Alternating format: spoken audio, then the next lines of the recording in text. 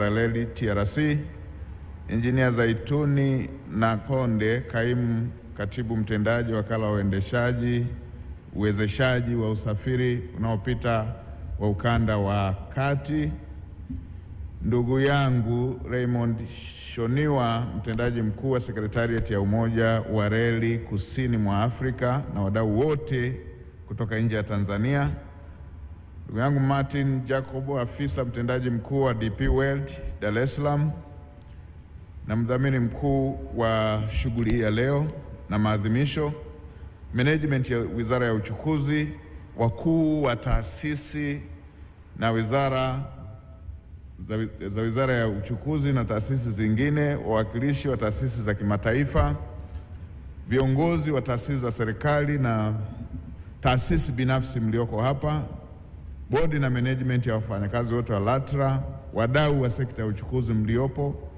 viongozi wetu wa dini, watoa huduma na watumia huduma za usafiri ardhini. Nimeambiwa pia wapo wanafunzi pamoja wa shule pamoja na vyuo vya elimu ya juu walioko hapa, sote tulioko hapa, ndugu wanahabari, kazi na utu, ndugu wageni waalikwa, na mimi nitumie fursa hii kumshukuru Mungu kwa kutuwezesha kukutana hapa siku ya leo kushuhudia tukio la kihistoria la uzinduzi wa maadhimisho ya wiki ya usafiri endelevu ardhini kwa mwaka 2025.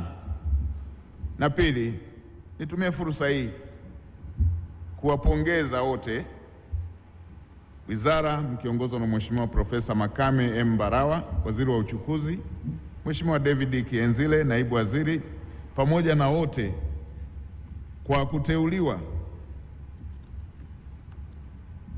waziri kuongoza wizara ya uchukuzi na naibu waziri kwa kuteuliwa kuwa naibu waziri wa wizara hii muhimu. Tatu, napenda kutoa shukrani zangu kwa viongozi wote wa mkoa wa Dar es Salaam na management ya maadhimisho na wananchi wote walioshiriki kuhakikisha maandalizi ya tukio hili yanakamilika. Kabla sijaendelea na hotuba, nipende kuwaletea salamu za upendo na pongezi kutoka kwa Mheshimiwa Dr. Samia Suluhu Hassan, Rais wa Jamhuri ya Muungano wa Tanzania. Nilimwaga kwamba leo nitakuwa kwenye shughuli hii. Anawasalimia na anatambua kazi nzuri mnayoifanya. Sekta yenu hii, usafiri na usafirishaji, ni kama damu na mifumo kwenye mwili wa binadamu. Hongereni sana. Uchumi wetu hauwezi ukapiga hatua yeyote bila ya sekta hii ya uchukuzi, ya usafiri na usafirishaji. Tumeshapokea chimbuko pamoja na malengo mahususi ya maadhimisho haya katika maelezo ya watangulizi waliotoka kuongea, na malengo haya yanatupa mwongozo dhahiri na kile ambacho kinapaswa kufanikisha ili kuhakikisha kwamba usafiri wa ardhini unakuwa salama. Mheshimiwa Waziri, nimeipenda kauli mbiu ambayo inasema nishati safi na ubunifu katika usafirishaji. Kauli mbiu hii inatufundisha somo muhimu kwa taifa letu na sekta ya usafirishaji kama ifuatavyo. Kwanza, ubunifu katika mfumo wa usafiri ni msingi wa kuhakikisha tunapata huduma bora, salama na zinazokidhi mahitaji ya wananchi na biashara. Pili, kutumia teknolojia safi na nishati mbadala ni changamoto na fursa kwa taifa letu, na ni wakati sasa kuhakikisha kwamba vyombo vyetu vya usafiri vinatumia nishati rafiki na mazingira kama vile umeme, mwanga wa jua na gesi zisizo na madhara. Na tatu, utunzaji wa mazingira unapaswa kuwa mtazamo wa kila mmoja wetu katika usafiri wa ardhini.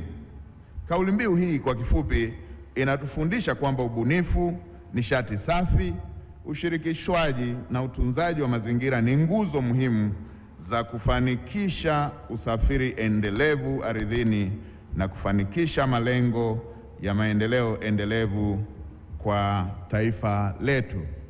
Na kauli mbiu hii imekolezwa vizuri zaidi na kikundi chetu cha hamasa Mjomba Bendi kwa kuichambua vizuri. Hongereni sana, mmefanya vizuri sana. Ndugu wageni waalikwa, sekta ya uchukuzi kama nilivyotangulia kusema ni uti wa mgongo wa taifa letu.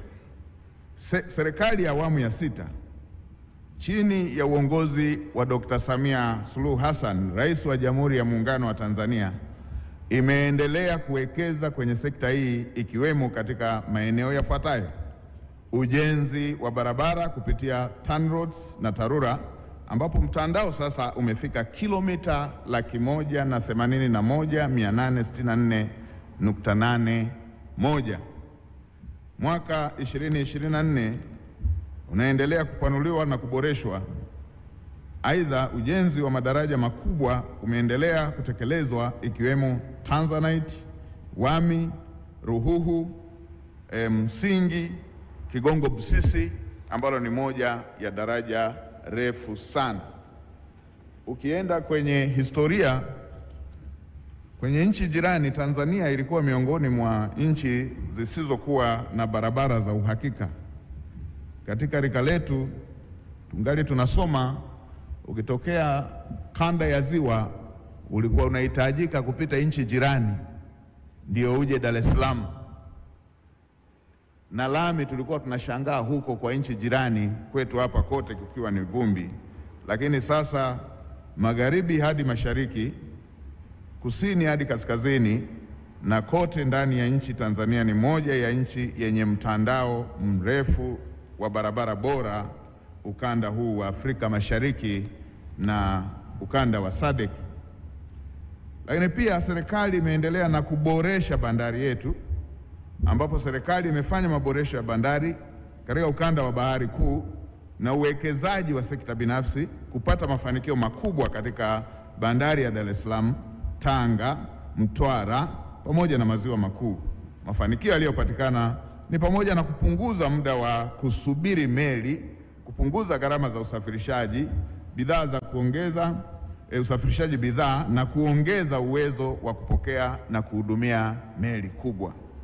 Kwa upande wa huduma za usafiri majini, ukarabati na ujenzi wa meli katika maziwa makuu, ikiwemo MV Umoja upande wa Ziwa Victoria, MT Sangara upande wa Ziwa Tanganyika pamoja na Magati, na kuongeza ufanisi na uwezo wa kuhudumia shehena za abiria.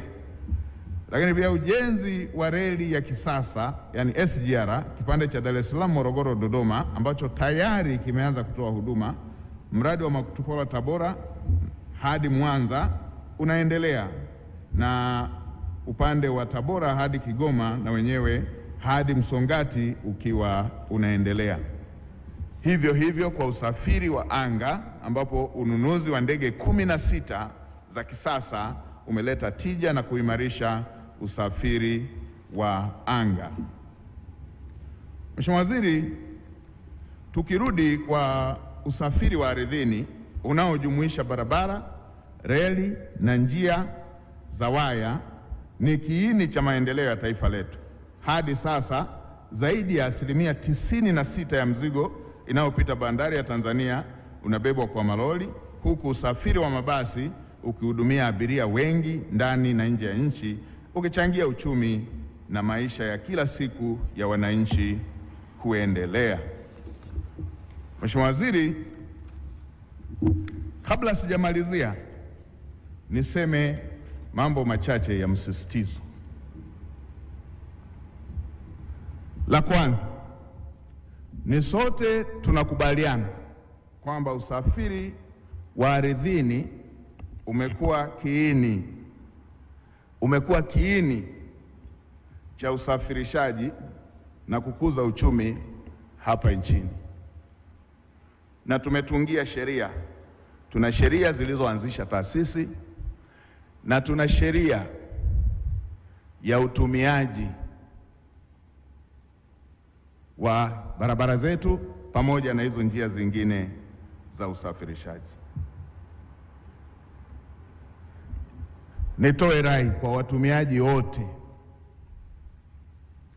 nitoe rai kwa watumiaji wote kuzingatia sheria hizo tulizojiwekea,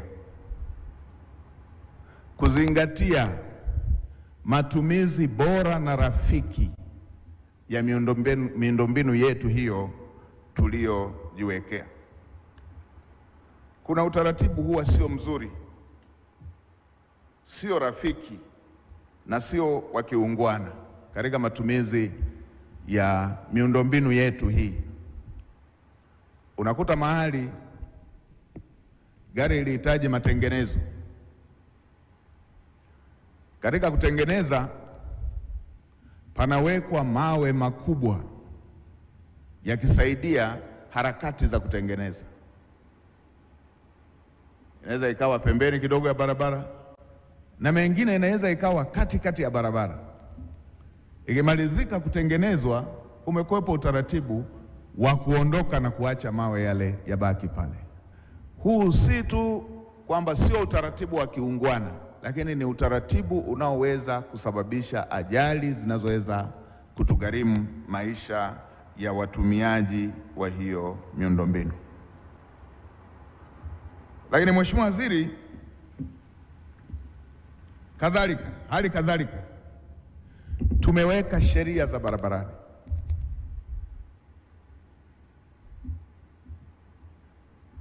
Na kwa hapa nchini wale wa kizazi cha rika langu watanielewa. Watumiaji wa barabara wa kizazi cha rika langu, hiki ni kizazi cha scramble, ni kizazi cha mpambano. Yaani kizazi kilichokuwa tangia kimezaliwa ni mpambano walio wengi.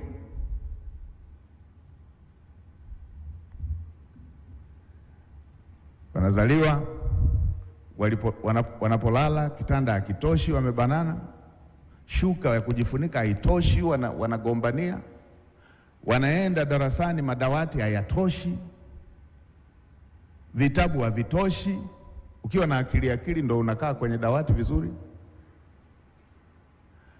Wanapoenda kupanda basi, siti hazitoshi, mnaingia kwa kugombania. Daladala wengine wanapitia dirishani. Kwa hiyo kimekuwa kizazi cha mpambano. Inafika hatua hata mtu ameshakuwa na gari yake bado anapambana. Ndio tunayoyaona barabarani, kizazi cha scramble. Ili rika letu hili mmepambana kuanzia madawati hayatoshi, vitabu havitoshi, daladala hazitoshi, kila kona wamepambana. Sasa watu wameshakuwa watu wazima, wako na gari yao, wanapambana. Ukienda barabarani, mtu yuko na gari yake, hampishi mtembea kwa miguu. Tumeweka na alama hapa, wanatakiwa apite mtembea kwa miguu, hampishi, hampi fursa mtembea kwa miguu avuke. Akishashika barabara, mwenzake naye anataka aingie barabarani, hampishi. Lazima wapambane, ni kote msuri kwa msuri, kizazi cha scramble. Hii tumeweka na sheria, ni vyema wa Tanzania tukabadilika. Sehemu zingine haya ninayosema na nyesi mnakutana nayo, apite aliyeko karibu na zebra, anamuona mtu mwenye ulemavu anahangaika kupita, sikiliza honi utakazopigiwa huko na matusi juu yake. Huu si utaratibu wa kiungwana. Barabara hizi ni kwa matumizi ya kila mtu, mwenye gari, mwenye bajaji, mwenye baisikeli, mwenda kwa miguu, wote wanatarajia katika kujishughulisha kwao watumie fursa hii. Na Mheshimiwa Waziri,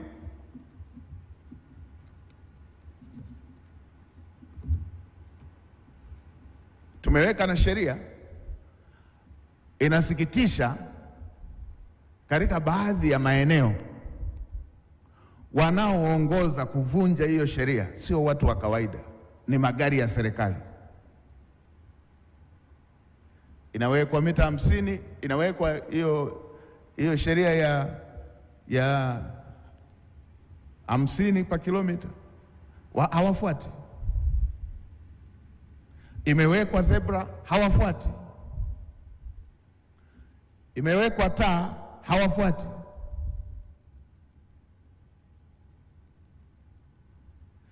Na wao ndio waliopendekeza mapendekezo ya sheria hizo. Bunge limetunga sheria hizo baada ya serikali kupendekeza. Wavunjaji wakuu wanakuwa wao wa serikali.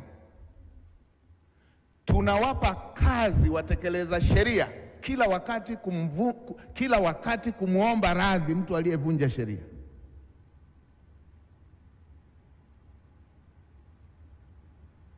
Mheshimiwa Waziri, kaeni kwenye sekta. Kaeni sekta zote, wadau wote wanaohusika. Wizara ya Uchukuzi, Wizara ya Mambo ya Ndani, jeshi letu la polisi na wadau wote hawa watumiaji wa barabarani. Kama tunaona mita zile tulizoweka, vibao vile tulivyoweka vya 50 vimepitwa na wakati, tuvibadilishe. Kama tunaona vimepitwa na wakati, tuvibadilishe. Kwa kuwa sisi inawezekana viliwekwa wakati barabara ni za vumbi, labda hiyo ndio iliwekwa hiyo. Kama haitekelezeki, tuibadilishe, tuweke ile tunayotumia. Tusiwe na sheria ya wananchi wa kawaida na tusiwe na utaratibu wa serikali wa serikali kupita.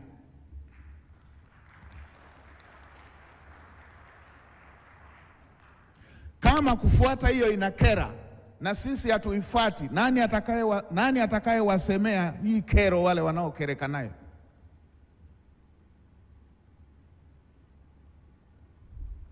Kama tunaiona inatosha na ina umuhimu, kila mtu aifuate.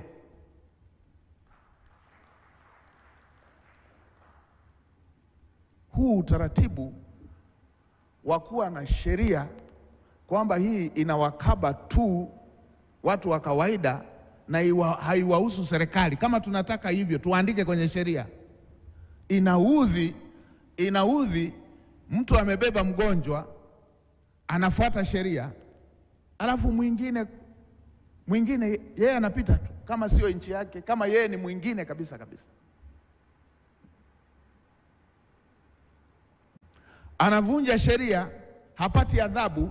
Mlala hoi akivunja sheria anapata adhabu.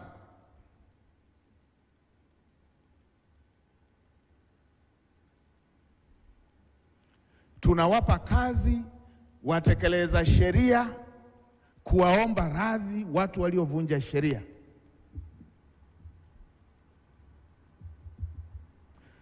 Tumeiweka sheria, naelekeza kila mtu afuate sheria, uwe wa serikalini, uwe binafsi. Tumeweka sheria, tuifuate kama ilivyo. Na vyombo vinavyosimamia, fuatilieni hili, simamieni hili. Kama viongozi wa serikali wataona hivyo ilivyo inakera na haitekelezeki, tuibadilishe ili hayo manufaa ambayo wa serikali wananufaika na raia wanufaike.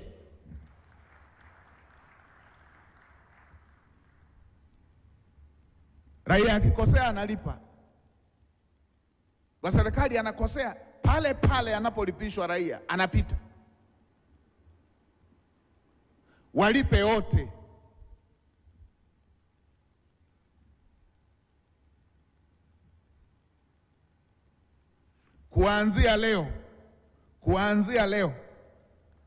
Kuanzia leo sheria ambayo tumeiweka kwa ajili ya Watanzania wote isiwe na ubaguzi, wote tuifuate.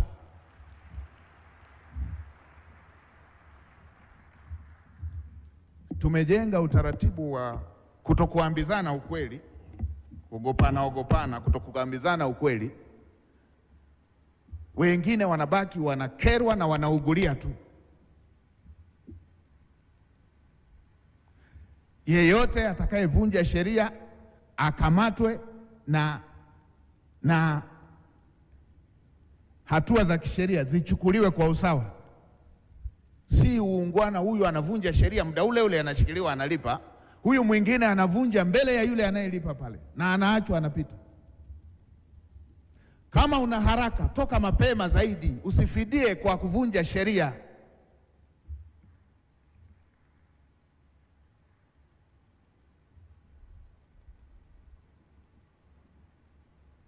Ndio.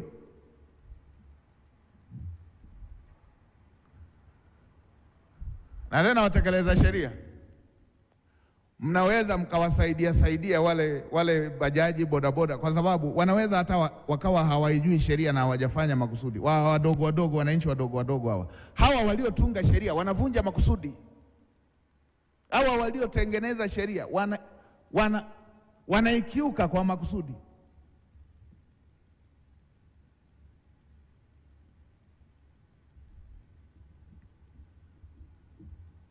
Kisha waambia, juzi nilisema jambo, nikamsikia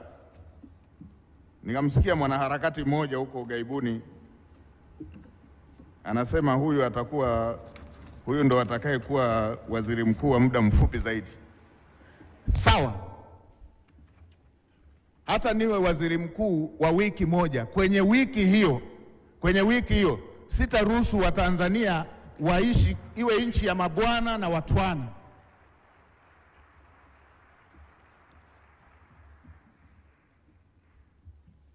Katika muda huo sitaruhusu Watanzania wawe na madaraja, kuwe nchi yenye mabwana na watwana, kwamba kuna sheria imetungwa ya kuwalinda wa daraja la juu na kuwatweza wa daraja la chini, kwamba akikosea wa daraja la chini anaadhibiwa pale pale, akikosea wa daraja la juu anapita, analindwa.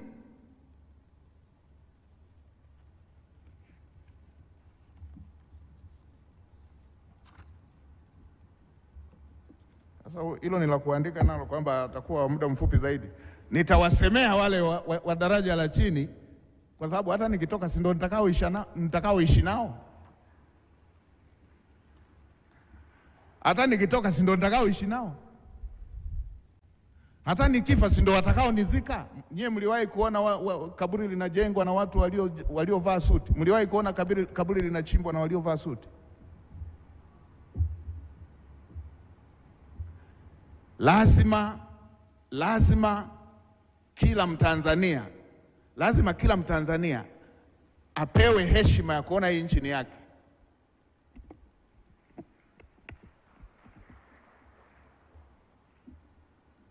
Kwa Mheshimiwa Waziri, kaa na wadau wote, hili jambo litekelezwe. Kama tunaona hizo sheria tulizoziweka hazitekelezeki, tuzibadilishe ili Watanzania wote wanufaike nazo. Niwaombe Watanzania, tujitahidi kutekeleza sheria. Tujitahidi kutekeleza sheria, ni kwa ajili ya maisha yetu, ni kwa ajili ya uhai wetu. Tumeweka kwa ajili ya kurahisisha hizi shughuli ziweze kufanyika kwa ufanisi. Ni utaratibu ambao tumeweka ili uweze kuturahisishia kutekeleza majukumu yetu vizuri. La mwisho, niwaombe tuitunze miundombinu hii. Tuitunze miundombinu hii. Na ninyi mmeona miundombinu hii ndio uti wa mgongo wa shughuli za maendeleo. Hatuwezi tukapiga hatua yeyote ya kimaendeleo bila kuwa na miundombinu hii. Ni kama mishipa na damu. Pasipokuwa na mzunguko wa damu, hauwezi kuwa na uhai. Tuitunze. Na maisha yetu wa Tanzania tulio wengi yanahusisha watu na bidhaa watembee kutoka eneo moja kwenda eneo lingine. Na naendelea kusisitiza, Watanzania, miundombinu hii ni ya kwenu, ni mali yenu. Miundombinu hii si mali ya serikali, ni mali yenu. Miundombinu hii si mali ya vyama vya siasa, ni mali yenu, na kujengwa kwake imejengwa kwa fedha zenu. Na katika kujenga miundombinu hii yote hii tuliyotaja, kilomita zote hizi, mmejenga kwa kujibana, kwa sababu mnapenda taifa lenu. Hamjajenga kwa ziada, mmejenga kwa kujibana. Na kama Tanzania ambavyo Tanzania imekuwa nchi yenye ukarimu kwa majirani tangu enzi za ukombozi. Mmeelezewa kuna mwaka wenzetu wa Zambia, wapi huku Zimbabwe, walikataliwa kuweza kuaccess bahari na utawala wa kikoloni uliokuwepo maeneo mengine, wakatumia Dar es Salaam pamoja na miundombinu yake. Hata sasa miundombinu hii inanufaisha, ni uti wa mgongo wa uchumi na wa nchi zingine nyingi za jirani. Tuitunze. Tutunze, ni chanzo kikubwa cha maendeleo yetu. Ni chanzo kikubwa cha uhai na maisha ya majirani zetu. Ni chanzo kikubwa cha maendeleo ya mtu mmoja mmoja hapa kwetu. Hili ni jambo la msingi sana, nilisisitize kwa manufaa ya maendeleo ya uchumi wa kwetu kama taifa, majirani zetu, pamoja na mtu mmoja mmoja, kama tulivyojiwekea katika mipango yetu ya muda mfupi na mipango ya muda mrefu. Taasisi zote za serikali na sekta binafsi, tuhakikishe tunatoa mafunzo endelevu kuimarisha weledi wa madereva ili kuhakikisha usalama wa abiria pamoja na mizigo. Tuendelee kuweka kipaumbele kwenye ubunifu na kutumia teknolojia safi katika usafiri wa ardhini ili kupunguza uchafuzi wa mazingira na kuongeza ufanisi. Kila mmoja wetu anatakiwa kufuata sheria kama nilivyosisitiza na miongozo ambayo imewekwa ili asiwepo anayemkwaza mwenzake na kusababisha madhara kwa mwingine. Mamlaka husika zihakikishe vyombo vyote vya usafiri majini na nchi kavu vinakaguliwa na kukidhi vigezo vya usalama barabarani ili kuepuka ajali na kutunza usalama wa abiria na watumiaji wengine. TANROADS ihakikishe kuwa madaraja na barabara zinafanyiwa ukaguzi wa mara kwa mara na alama zote za tahadhari zinaimarishwa na kuonekana kikamilifu ili kuimarisha usalama wa watumiaji. Tuendelee kuimarisha amani hapa nchini. Utulivu, amani hapa nchini ni jambo la msingi. Maisha yetu, uhai wetu unategemea uwepo wa amani na utulivu. Kuna kwa takriban ya watu zaidi milioni 62, kila siku kuna mtu ana ratiba tofauti tofauti. Wengine wana ratiba muhimu ya kwenda hospitalini katika siku mojawapo. Wengine wana ratiba muhimu ambayo iko nje ya uamuzi wa mtu mmoja mmoja. Mama mjamzito anayehitaji kujifungua katika siku A, yanapotokea mambo yanayohusu uvunjifu wa amani, kuna watu wengi wanapata mateso. Niwaombe Watanzania, niwaombe vijana wenzangu wa Kitanzania, niwaombe Watanzania kwa makundi mbalimbali, tuimarishe amani na utaratibu wetu wa kushughulikia mambo yanayohusu taifa letu. Mwisho kabisa, si kwa umuhimu, Niwashukuru sana wageni wetu wote walioungana nasi. Nashukuru sana. Nilifurahishwa sana na mgeni wetu wa kutokea Zimbabwe alipotambua mchango wa Tanzania katika ukombozi wa bara la Afrika. Kizazi hiki cha rika letu hapa Afrika, wapo baadhi yao ambao walishaanza kusahau mchango wa Tanzania katika ukombozi wa bara la Afrika. Ndugu yangu wa Zimbabwe yuko wapi? Please have our appreciation. I'm much impressed and delighted with the appreciation to Tanzania, recognition that Tanzania played a vital role during the liberation movements. This is the same I witnessed one day when we were attending a SADC summit in Zimbabwe, and the summit coincided with the pass of Brigadier General Hashim Mbita. I could learn how the late President Mugabe paid the respect to the late Brigadier Hashim Mbita. And today you have again showed how Zimbabwe respected the role of Tanzania in the liberation movement of the southern part of Africa. We really appreciate that one. And please pass the message to other Africans in the southern part of Africa, mostly the young generation. They should every time in their mind learn that Tanzania sacrificed blood, sacrificed time, sacrificed resources just to see other countries in Africa get liberated. Thank you very much, my dear brother. Lakini pia ameeleza jinsi ambavyo Tanzania imepiga hatua kwenye hizi jitihada za ujenzi wa miundombinu. Kuwa nchi ya kwanza yenye reli ndefu zaidi ya kisasa kiwango cha SGR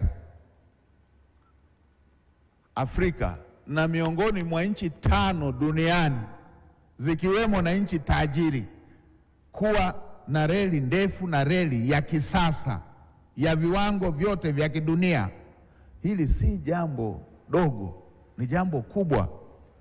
Na ndio maana tuliposikia watu wanalenga kuathiri miundombinu wa aina hii, moja kwa moja tulisema hizi ni hujuma za kiuchumi. Ona, ametoka Zimbabwe na tumeonania hapa, umeona anachosema kwamba Afrika Kusini wanaiga Tanzania na nchi zingine wanapambana waige Tanzania. Hivyo na kwenye miundombinu mingine. Hili ni jambo ambalo Watanzania wote tunatakiwa, jambo la miundombinu tuilinde kwa wivu mkubwa. Sisi tunaweza tukaona hapa, wapo wanaoiona Tanzania pale. Wanaona na rasilimali, wanaona na miundombinu inayojengwa, wanaiona Tanzania pale juu. Na wanauona ushindani wa kibiashara. Na hili wala sio siri.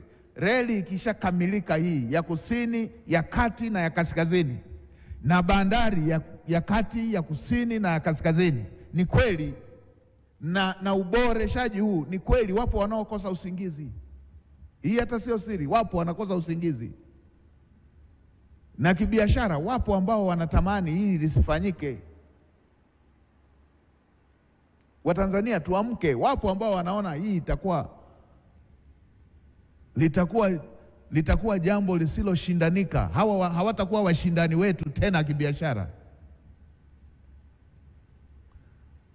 Wewe una reli ya kisasa ya SGR, umepunguza masaa ya kushusha mzigo, umekuwa na magati ya kushusha mzigo kwa meli kubwa yeyote iwezayo ile. Alafu umeunganisha maziwa yako yote yanayokwenda na nchi jirani, mizigo inaweza ikapita bila kushushwa, inapita na kontena lake. Nani atashindana nawe?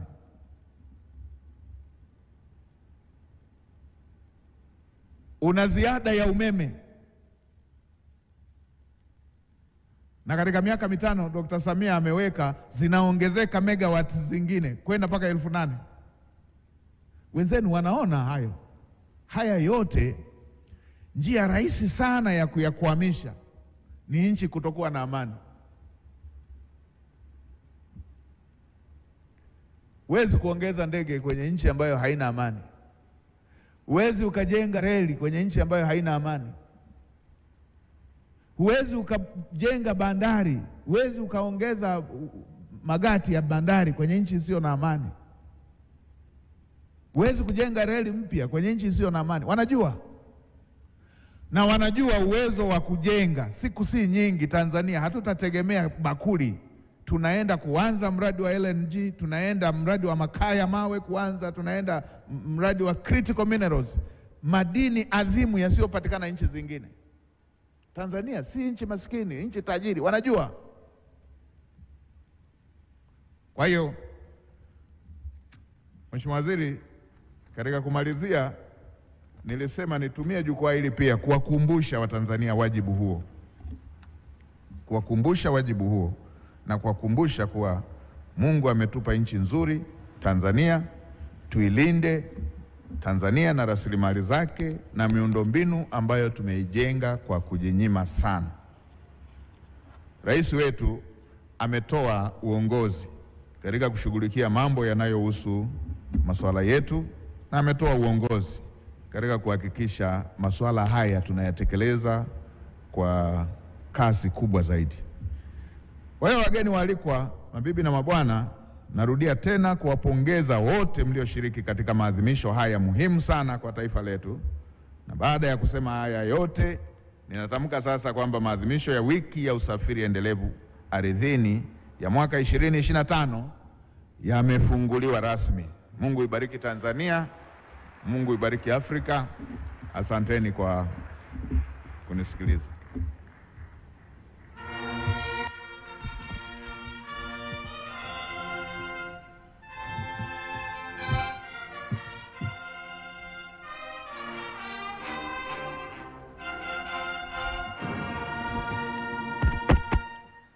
Asante sana. Naomba tupige makofi mengi sana kwa Mheshimiwa Dr. Mwigulu Lameck Nchemba, mbunge wa Waziri Mkuu wa Jamhuri ya Muungano wa Tanzania. Baada ya tukio hilo, Mheshimiwa Waziri Mkuu, itoshe kusema kwamba hapa tumefika mwisho wa ratiba yetu. Tunakuruhusu na mtazamaji wa TBC1 ambaye unajiunga nasi, ni matangazo ya moja kwa moja, na huu ni mwelekeo ama mwishoni kabisa wa matangazo haya, na Waziri Mkuu wa Jamhuri ya Muungano wa Tanzania Dr. Mwigulu Lameck Nchemba amehutubia hapa, na hotuba ambayo inatoa mwelekeo wa mageuzi makubwa katika sekta ya barabara, na kwamba sheria za usalama barabarani zizingatiwe, kuanzia madereva wote wa serikali na baadhi yao ambao pengine wanajiona wako juu ya sheria ya usalama barabarani, basi wazingatie na wachukuliwe hatua sawa na madereva wengine. Madereva wote wawe sawa katika uchukuliwaji wa sheria, na hasa wanapovunja sheria za usalama barabarani. Lakini miongoni mwa maeneo ambayo amegusia Waziri Mkuu ni kuhusiana na utunzaji wa miundombinu, kwamba kila Mtanzania hakikishe anatunza miundombinu ya barabara, na hivyo ndivyo anapoondoka katika ukumbi ndani ya kituo cha kimataifa cha mikutano cha Julius Nyerere baada ya kuhutubia katika siku hii muhimu ya ufunguzi wa wiki ya usafiri endelevu ardhini. Tukio hili ambalo limeanza Novemba 24 na linatarajiwa kutamatika Novemba